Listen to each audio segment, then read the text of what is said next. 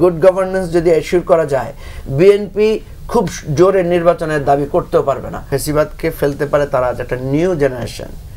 আমরা কিন্তু সেটাই বাংলাদেশে দেখলাম, এই থিওরিটা যে একদম বাস্তবে আমরা দেখলাম যে শেখ হাসিনা বিএনপিকে কিভাবে দমাতে হয় জানে, বামপন্থীদেরকে কিভাবে দমাতে হয় সে শিখে ফেলেছে, হুজুরদেরকে কিভাবে দমন নিপীড়ন করতে হয় সে শিখে ফেলেছে। কিন্তু এই ছাত্রদেরকে দমনের পদ্ধতিটাও একই কায়দায় অ্যাপ্লাই করতে গিয়ে উনি ফেল করেছেন এবং এটা ব্যাকফায়ার করেছে তাকে। তো সেজন্য একটা জিনিস এখানে আমি পজিটিভলি দেখি, যেটা হচ্ছে যে এই যে একটা অভ্যুত্থান, যে রতন ভাই যেটা বলছিলেন যে একটা অভ্যুত্থান হবে, কখন হবে, কোন সময়ে হবে, আমরা অপেক্ষায় ছিলাম। তো একটা অভ্যুত্থান কিন্তু হয়েছে এবং সারা পৃথিবীকে যেটা তাক লাগিয়ে দিয়েছে। সেই অভ্যুত্থানটা আমাদেরকে একটা পথ দেখাচ্ছে যে সামনে যদি কেউ, যেটা শামীম ভাই বললেন যে জনপ্রিয় সরকারগুলোই স্বৈরাচার হয়েছে বা গণতান্ত্রিকভাবে নির্বাচিতদের দিয়েই পৃথিবীতে সবচাইতে বেশি ফেসিবাদ কায়েম হয়েছে, মানে স্মরণ করার মতো ফেসিবাদ। তো সেই জায়গায় আমি দেখছি যে ক্ষমতা চিরস্থায়ী করার যেই পথ এবং মানে বিধ্বংসী পথ যেটা শেখ হাসিনা নিয়েছিলেন, সেটা কিন্তু আজকে বাংলাদেশকে একটা অস্বস্তিকর পরিস্থিতিতে আমাদের নিয়েছে। ধরেন রুবিন ফারহানা বললেন, খুব সুন্দর লাগলো কথাগুলো বলতে, যে আমরা রিকনসিলিয়েশন করব, ইলেকশনে বাদ রেখে কীভাবে করব। বিষয়টা তো সহজ না।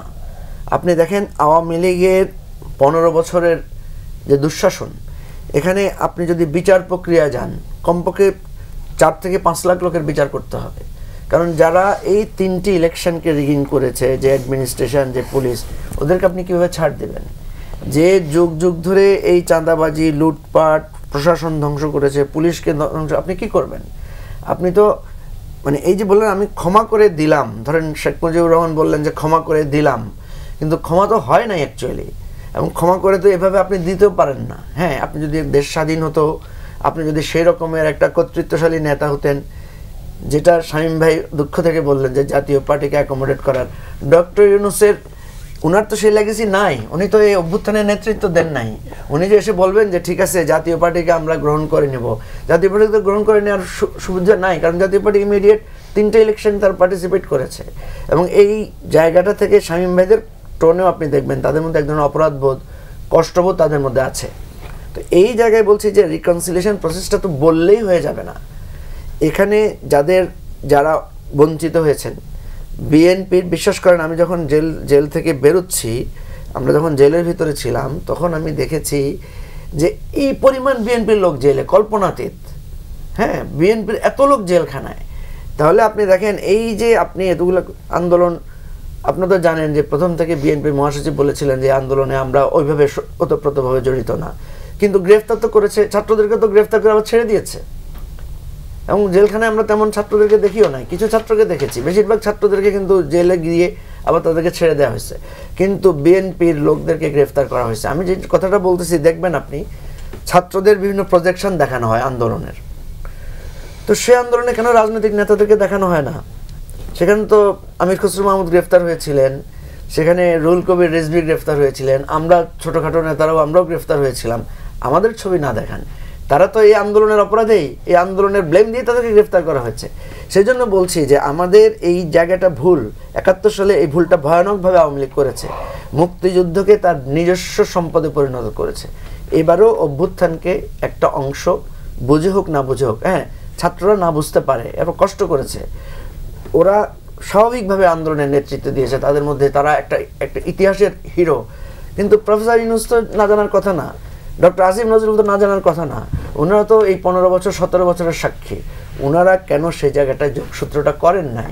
আজকে যে বিভক্তির জায়গাটা এসেছে, আজকে যে এই সন্দেহ সংশয়ের জায়গাটা এসেছে, আমি বিশ্বাস করেন, আমি এখনও মনে করি গুড গভর্নেন্স যদি এনশিওর করা যায়, বিএনপি খুব জোরে নির্বাচনের দাবি করতেও পারবে না।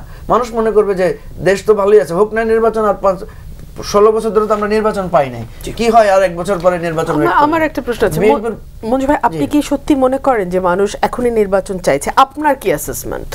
না, আমার কথা হচ্ছে মানুষ এখনই নির্বাচনের জন্য প্রস্তুত, সেটা আমি বলতে পারবো না, কারণ আমার কাছে তো কোনো ডেটা নাই।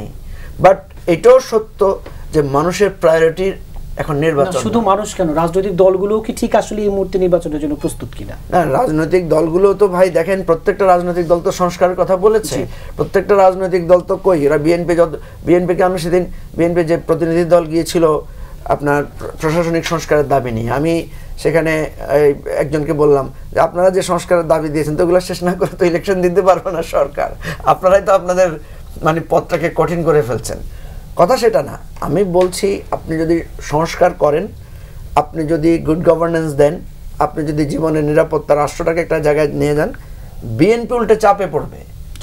বিএনপিও তখন বলতে সংকোচ বোধ করবে যে আমরা এখন নির্বাচন চাই। মানুষ মনে করবে যে ঠিক আছে, আরো একটু ভালো হোক, আর একটু সংস্কার হোক,